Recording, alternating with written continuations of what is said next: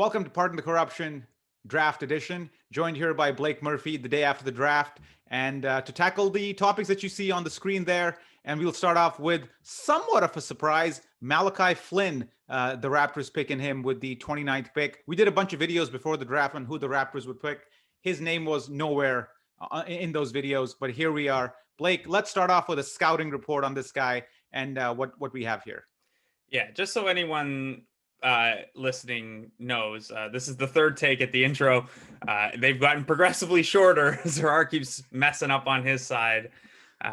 Anyway, Malachi Flynn, not that big a surprise. I think if you look at at least compared to some of the other picks the Raptors have made during this era, it's less surprising to me than Pascal Siakam was, less surprising to me than Bruno was, certainly. But I think you look at where the Raptors have had success with these underdrafted or undervalued talents, and you start to see a shape of what a Raptors guy looks like. And Malachi Flynn, short of maybe Cassius Winston, who just I don't think is as good as Malachi Flynn, just straight up. I'm not sure there's a better example of what a Raptors prospect is. Now, Cassius Winston out of Michigan State is a guy who was like, he got asked, who do you model your game after? And he said Lowry and VanVleet. So, you could kind of feel why he's a Raptors guy, but Flynn checks a lot of boxes for them. And he's, he brings intelligence and toughness, which are two things the Raptors not only like, but demand from their guys.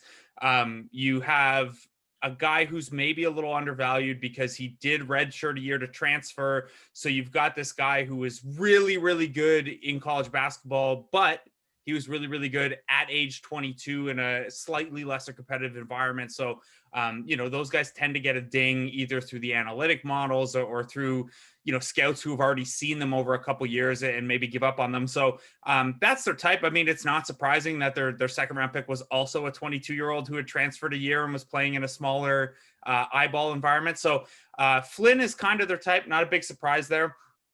And I think people will be familiar with why they like him pretty quickly. In addition to the toughness and intelligence, he has a defensive floor. There are some questions about his defensive upside. He did have a good steal rate, and he tries really hard on that end. But he's only 6'1". He's not super athletic. So, maybe he's more of an off-ball guy where Fred and Kyle are kind of on-ball demons. And then offensively, I think both picks this applies for, but you look at what the Raptors needed more of in the playoffs and all regular season, really, they needed more shot creation and they needed more advantage creation in the half court. And Malachi Flynn comes in as probably the most polished pick and roll player in the draft. So, we know that Kyle Lowry is a very good pick and roll player. We know that the Raptors have no bigs to screen in a pick and roll as the roster currently stands. But we also know Fred VanVleet, that's an area that's still in development for him, both as a finisher and a passer. We know that the Raptors shifted away from the pick and roll heavy offense when they had Kawhi Leonard and would like to get back to some of those principles a little bit more. Flynn's really, really solid in that. He can pull up a little bit. He finishes below the rim really well with some craft and some good vision, and his approach is good. Even though he's small, he shot over 68% at the rim last year, which is really encouraging. Synergy had him as a 96th percentile pick and roll ball handler, either as a scorer or if you include passing. So really polished skill set in that regard. And then if you're looking for, fit with Lowry and VanVleet, he shot 36% on threes. He had slightly better numbers the odd time. He didn't catch and shoot a lot because he had the ball in his hands all the time. But when he did get unguarded catch and shoot shots, he was really effective. He did show some pull-up juice, which is usually a good indication of if a guy's going to be able to spread his range out. And he's a good free throw shooter. So I think you can see him playing alongside Lowry or VanVleet on offense, pretty much no problem. And then defensively, I do like the floor as a team defender and a guy who could ball hawk for steals, but his path to being a plus defender is probably a little steeper than his path to being a plus on offense. Yeah, and just watching his highlights, he definitely likes to jack it up from deep. He's got a decent looking shot. He does finish at the rim, but the main question really is kind of like with Fred VanVleet, is that can he actually handle the trees in the NBA and adjust his shot when he gets to the rim? But that's a question for anybody coming into the league, right? So that's not a special problematic case for him. And VanVleet also had the red flag of being a poor finisher in college too, yeah. Whereas Flynn is a really good finisher. So if you're looking at, this is where I get, and I know that this isn't unique to me. I know Robel hates this too. Like because Grant Riller was like an underrated point guard with a beard, everyone was like, oh, he's the next Fred VanVleet. And it's like, well, no, Grant Riller is the best finishing point guard in the NCAA, whereas VanVleet struggled in that area. So, I think that's a learnable skill at the NBA level. Kyle Lowry entered the NBA in his first 4 seasons. He was a poor finisher around the rim and got much better. But, it's certainly encouraging that Flynn finished at a 68% rate. I think it just, especially for a guy like him who's not crazy explosive vertically, I just think it shows, or it at least suggests, a good awareness of angles and body control and things like that. Tools you're going to need, because he's not, he's going to be 6'1" in the NBA. There's no way around that. Who's going to develop a floater first, Flynn or VanVleet? I think Flynn, because Flynn's a better finisher, I would probably bet on him. VanVleet has a little better touch from outside. So those are kind of the two things you tend to look at, right? It's like, are you a good finisher? Are you a good shooter? And then sometimes that floater range, like LaMelo Ball has floater range out to the elbows. And that's part of why, he gets the 3-level scorer tag if the shot comes along, because, that mid-range weapon is more than just like a pull-up jumper. It's, I've got this neat floater package. I'm going to Ish Smith a team to death, or Etuan Moore a team to death. But yeah, it's, Flynn's got a nice package there. And I don't think, I don't know he's going to be a 20-point-a-game guy or anything like that, but you can never have too many guys who can knock down a 3 and initiate a pick and roll and make smart reads. And he's super, super smart, operating the pick and roll and running an offense in general. So I think he's, I'm sure Nick Nurse is going to be thrilled to have him as another option. Yeah. Whereas some of their other kind of combo guards the past couple of years have been a little score dominant. And let's talk about team fit here for a second. And like for next year, do you see him spending some time with the 905, or is he a guy that kind of goes into the first team and kind of hangs around at the end of the bench there? Yeah, I would think, part of it, the honest answer is part of it depends on what happens with Terrence Davis. And, I think that's a rotation spot there and their rotation minutes there. And I'm sure the Raptors would love to trim the minutes that Lowry and VanVleet played last year.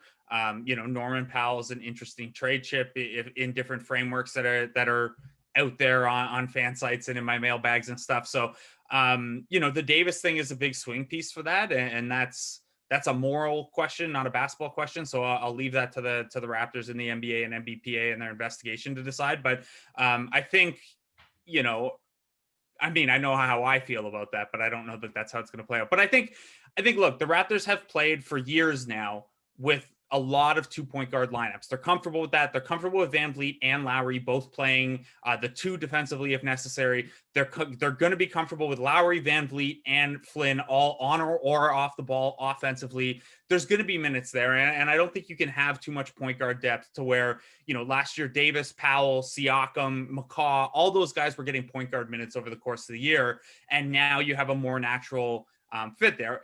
I think if you want him to reach his upside as quickly as possible, you know how I feel about the 905. I think him playing a dozen games down there at 40 minutes a game with the ball in his hands, getting real-time NBA coaching staff feedback is probably better if you're talking about getting him where he needs to go quicker. And I thought that was, maybe part of why Terrence Davis not plateaued over the course of the year, but didn't, he came out of the gate as this wonderfully impressive rookie prospect. And then he was kind of that guy all year, which is good. He was, all rookie team. But I think that G League opportunity would be great for Flynn. Definitely more important for Jalen Harris. Flynn is a little more ready to take on minutes if necessary. But yeah, there's a lot of roster change to come. And that Davis, that's 18, 20 minutes right there that could suddenly be open. Yeah, and with Terrence Davis, it's a moral question, but it's also a legal question because it's still in the court. So we got to sort that stuff out first. Yeah, so the way that works for anyone who isn't curious is that per the letter of the CBA, the NBA and NBPA handle that investigation in an independent investigation, not the Raptors. So the Raptors are left in this spot where all they can really do is cooperate with the league. Now, he has a November 29th guarantee date on their contract. So they could technically just not guarantee his deal and be rid of him. I don't think with the league investigation and a December 11th court date, I don't know that that's going to happen. They might just let this play out. He's only a minimum if they have to cut him after the fact or he gets suspended or whatever. But yeah, there's a bit of a conflict there between morals and optics and the due process laid out in the CBA. Yeah. Do you see this draft pick of Flynn having any impact, or was this made with an eye to the Fred VanVleet impending free agency at all? I don't think so. I think last year what the season showed was that, one, you probably need a third point guard. You don't really want to play as many minutes as they did without a true point guard. And two, the biggest weakness this team had was creating offense in the half court. And that's Malachi Flynn is going to help with that, whether it's this year or whether it's a little further in the future. That was a skill need. So I don't think, I also think the Raptors have just always gone best player available in this area or highest upside available, depending on where they're at. It's tough because the other guy that I really liked in that spot was Xavier Tillman. And that one maybe would have hinted to me like, okay, Ibaka and Gasol aren't going to be back because they use it on a big, but you always need guards who can create a shot and create for others. So I don't think it really says much about the Fred situation. The other thing from the Fred situation too is that Detroit, Atlanta, and Phoenix have all operated in ways that make it seem like they are less in on Fred VanVleet now than they would have been a week ago. So you're really just looking at the Knicks doing something big time. All right, you mentioned Jalen Harris there, and you mentioned he probably is headed to the D League. What do you know about the guy? Because certainly I know very little about him other than the 3 YouTube videos I watched before this podcast.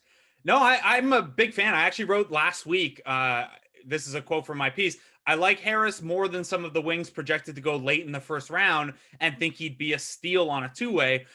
He wasn't projected to get drafted, which is why I said a two-way. But that's great value at 59. I had him in my top 50 on my board. And, had I had he was a guy I got to later just because he wasn't mocked to be getting drafted. He played at Nevada. I think he would have gone higher up my board if I got more time to watch him. He's the thing that stands out most is you're going to hear a lot that he's a 3-level scorer, but once you watch him, the thing that's going to stand out more before that is that he's a motherfucker. And I mean that in the best way possible offensively, where I'd be shocked if we don't hear coming at a training camp, oh, this guy's competitiveness, or this guy got into it with this guy during a 5-on-5 run or whatever. He just has that kind of vibe and playing style to him. And he has, as far as a 6'4", 6'5" off guard goes, he has some real athletic tools. He had the highest vertical jump in the last 4 years of the combine. He had one of the highest. There's a site called NBA Athlete run by a friend of mine, Jared Dubin, that has a score called B-Spark, which is they take all the combine results and measurements and put it into this Z score to basically be what percentile athlete is this guy by NBA standards. And Jalen Harris was the number 2 wing in the class. Behind only Robert Woodard. So you're looking at a really good athlete. You might look that he's under 200 pounds at 6'4", 6'5", and think he needs to add some size and strength. And maybe that's true through the shoulders, but he's really, really strong through his core and his lower half. He has great bursts around the rim. He invites contact in a way that, guys that come up and kind of hit into a defender like that and try to finish through the body and get the and one in the NBA, get that call a lot more than in the NCAA. I think the NCAA, if you're the contact initiator, maybe you don't get that call as much. So I really do think he's going to be able to score at the next level. He has a path to being a decent defensive player, but he's not there yet. I think partly because he carried a really heavy offensive load. He wasn't always engaged defensively. He had really poor steal and block rates. Nevada was better with him on the floor defensively than off. But those numbers get pretty messy at the college level where a guy like him plays 80% of the team's possession. So way more questions on defense than offense. I don't doubt he'll score. And then I guess the other question is positionally, he has enough size and burst and strength to probably play some wing minutes. I do wonder if maybe because most of his skills come with the ball in his hands, if he's a little better off if he can develop into a combo guard instead of like a true wing. You know, he improved as a passer this year. He does have a decent handle. He can finish a little bit. So, you know, right now he's a little bit like Davis was last year, or Powell is, where, you know, he can drive and he can create an advantage. And if that dump off or the first obvious kick out is there, he can make that play. But in terms of manipulating the defense in pick and roll, or you know, making a read that's one or two defensive reads ahead, he's not there yet. So he's a guy that I'd love to get with the 905 if I'm the Raptors, and, you know, maybe play him 12, 15 minutes of his 35 minutes at the point guard position so he can work on those skills, you know, even just to see if he can get there, right? Like we talked to him shortly before we recorded this, and he said he sees himself more as a point guard type in time. And Dan Tolzman last night said, you know, he didn't say Dan Tolzman thinks this, but he said some people think he could be kind of a combo guard in time. So those would be the two big things to watch with him. What position does he settle into eventually? And, you know, does he get far enough on defense where he can be like a real playoff rotation guy, or does his defense top out where, like, you know, he's a second unit scorer whose minutes are going to get minimized in the playoffs, which is not a bad outcome for a guy at 59 anyway. Yeah. So it's like in summary, Flynn is basically Fred and Harris is basically Norm. Sure. Yeah. Harris, you round up or down, whichever way. Yeah. Harris is further along Harris is further along as a playmaker and a shooter than Norm was at this point, but is not where Norm was as a defender coming into the league, which is maybe problematic because, you know, Norm went the other direction as a defender over the last 5 years. Also, he has like a 1,000,000-foot wingspan, where Jalen Harris is a little more modest at, I think, 6'7" wingspan. So undrafted guys, the Raptors are known to like scour the what's left after the draft and pick up a couple of guys. Are there any guys you have your eye on that the Raptors might show an interest in, or have showed an interest in? There were a lot of them have come off the board. You know, at the top of my list was Nate Hinton, a guy from Houston who landed with Dallas now. He was interesting. Trevlin Queen, who Matt Shantz at Raptors Republic was super high on. Killian Tilly, a big from Gonzaga, who like has all the skill but has questionable medical history. Those were kind of the guys toward the top of my list. You look at who's still there though. I've got two guys from my top 60 still unsigned. Those are Lamine Genet, who's a Cal State Northridge guy, who's kind of like, to be very reductive, I'm not saying this is a player comp, but if you want a comparison, he has some of what Pascal had coming out of college, where, okay, immense production at a small school, and you watch and it's a little clumsy and it's a little all over the place, but the production is just amazing. He's not nearly as polished as Siakam was. Like, there's no way that guy could step in and play and start 40 games for a winning team. Siakam was just like way more polished at both ends of the floor at this point. But you look, 6'7" forward with handles who can score a lot and has a good production history, maybe a guy worth getting in the 905 system and kicking the tires on. Another guy is Christian Vital. He is not an NBA point guard offensively, but I think if he got with the 905, he would be a legitimate candidate to win G League Defensive Player of the Year. Just a monster ball hawk. And you know, with guys like that, there are a lot of guys who haven't got to the NBA with that player type, like Briante Weber, for example. And it's a tough road if you can't do a ton offensively.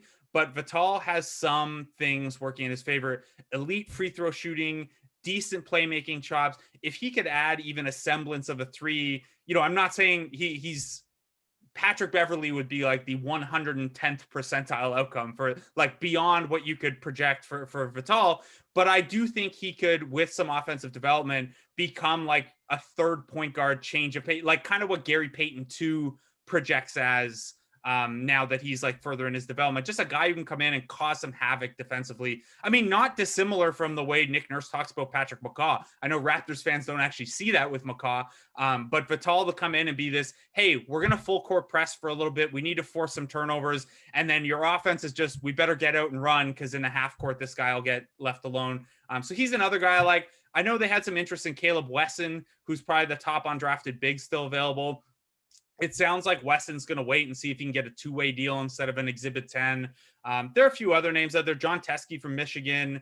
Kareem Main is a Canadian kid out of Quebec who is not anywhere close to the NBA, but might be interesting to get into the 905 system because he's a 6'6" point guard, like with a 6'11" wingspan. Just, you may as well kick the tires on that.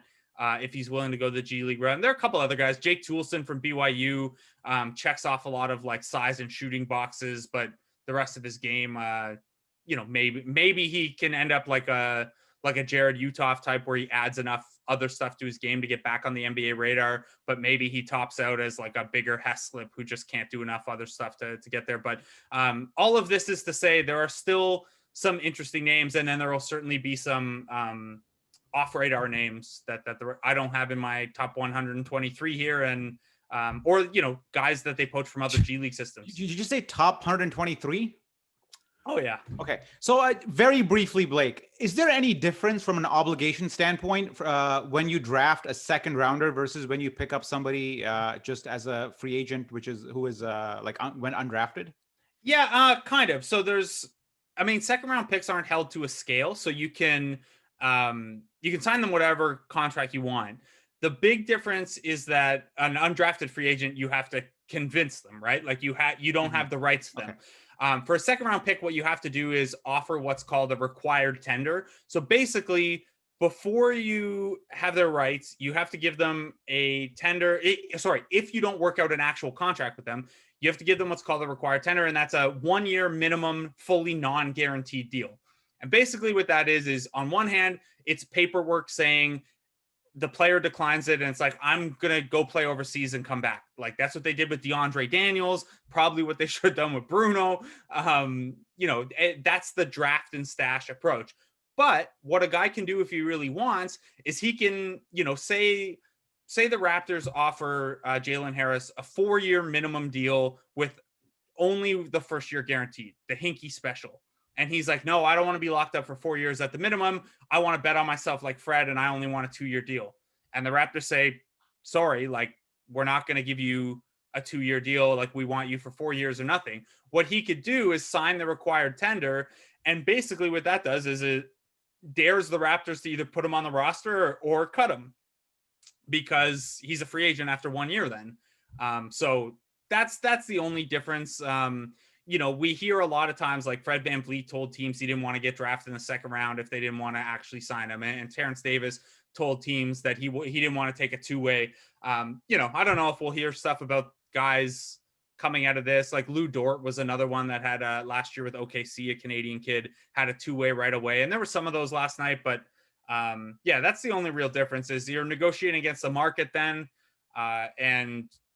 There's a small chance with the second round pick that they can get stashed overseas. All right, let's go to the LA mini camp that's happening shortly for the Raptors. Who's going to be there? How is it organized? How formal is this thing? And are other teams doing something similar as well? Like, what have you heard? I don't have a lot of answers to that because some of it is still kind of uncertain around where the Raptors are playing and things like that. Now, fortunately, a lot of guys work out in the LA and Vegas areas anyway.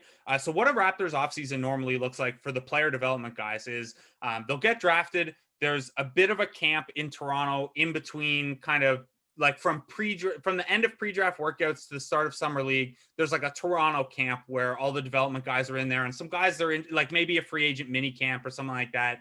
And then you go to Vegas in summer league. Guys go and do their thing for whatever. Then at another point, they would get together and they would do a couple weeks in LA. And that's where you see guys doing the Rico Hines runs and stuff like that. Then they'd be out in Burnaby working with Alex McKechnie on medicals and stuff. So obviously they don't have time for all this stuff. There's no summer league. You're not going to go Toronto to LA to Vegas to Vancouver to Toronto during a pandemic. And there's no time. So what I imagine this mini camp is the guys on the fringes of the roster and the guys that they're interested in bringing in camp deals will be there. And it's kind of a, let's learn the system. Let's get a closer look at you. And then, you might get, well, Norm lives in Vegas. What if Norm stops in? Siakam's been working out in LA with Paul Watson and a couple other guys. Maybe they stop in. Fred and Kyle were in Vegas together not that long ago. Maybe they stop in. And I think it's if you don't have a guaranteed contract, it's kind of like a tryout camp-ish kind of vibe, or like a head start on the development season. But the honest truth is, like, in a pandemic, we don't really know what this looks like. Like, I know that they're there right now because O'Shea Brissett posted Instagram stories, and he's a restricted free agent, but like, I don't know if Chris Boucher is there because he's a more veteran restricted free agent. Malcolm Miller's not there because they're not issuing him a qualifying offer to keep him as an RFA. So, is DeMar going to show up and try to make the team? Yeah, no, DeMar's going to be with the Lakers by then. So I think, certainly if you're a Raptors fan and you are Instagram savvy, keep an eye out on guys' Instagram stories and the highlights they post, because you might see some faces there where you're like, wait a second, Pascal Siakam and Paul Watson are there, and Christian Vital's there, and they all share an agent. Vital must be working out with the Raptors. Like, that's the kind of stuff you can kind of look for these next couple days. Although I'd imagine the Raptors would tell these guys, stop posting it on Instagram. Yeah. The Tampa Bay Raptors, that's happening. I guess it's going to be another bubble, just in a different, same location, different location. What's the situation there? That's another one we just don't know. The Raptors are still pushing for Toronto. The federal government extended the border closure this week, that it now extends into when the NBA season would start, or right before the NBA season would start. So that doesn't look optimistic. This is a decision that at this point is in the federal government's hands, not the, sure, if it was the provincial government, the Scotiabank Arena would be allowed to have 18,000 people in it. But yeah, this is in the federal government's hand. The Raptors have made their case. They said, look, there is a huge mental and family cost to asking our guys to be away from home for 6 months. We did the bubble safely. Here's our plan for rapid testing when teams arrive, and hotel quarantine and stuff. This is why we think you should trust us. Please let us know.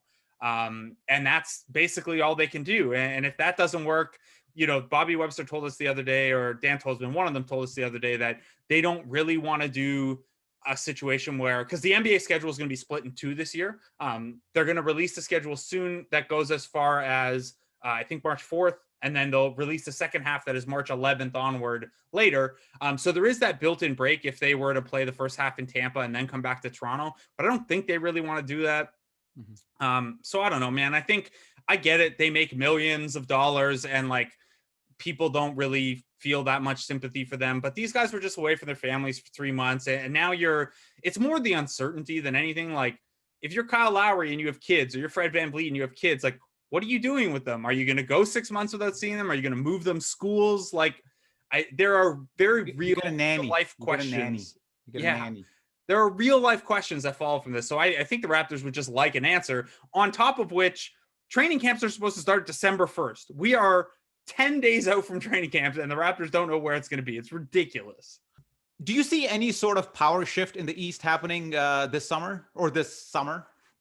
Yeah, I mean, look, the Bucks are obviously doing what they can to show Giannis that they're committed to winning, although they'll still try to dink and duck around the tax, which will be funny. Could have just paid Malcolm Brogdon, but the pick package they paid for Drew certainly suggests that they think they can convince Giannis to stay. They tried to do that failed Bogdanovich sign and trade, which now looks dead in the water. They're tweaking and adding. Boston is always leaking stuff that they're not going to do, so it's hard to tell what they actually are going to do. But it sounds like Hayward could be going elsewhere, and they didn't have a good draft, so that might be they could take a small step back if Tatum and Brown don't take a big step forward. Philly is worrisome.